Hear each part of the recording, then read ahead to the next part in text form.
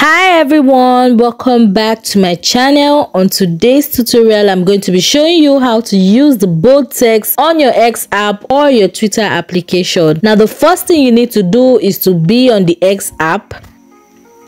You want to click on the plus icon at the bottom right hand corner of your screen. And then guys, you want to locate posts and then you want to tap on it. For the sake of this video, I'm just going to type in the text that I would like to become bold. After typing this in, you would notice there is actually no button that can actually make your text bold even after highlighting it. Now what do? Now you're just going to copy this text and then go to any browser of your choice. Type in yetext.com. As you can see, I'm on it, and then over here at the text bar you want to paste what you just copied from your X app. Now after pasting that, you're going to see that there are a whole lot of font types here that are already bold. So for the sake of this video guys, I'm going to go with the bold stance.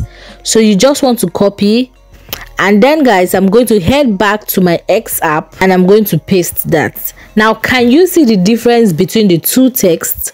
The one that I just copied is bold, while the one I typed in here is actually not bold.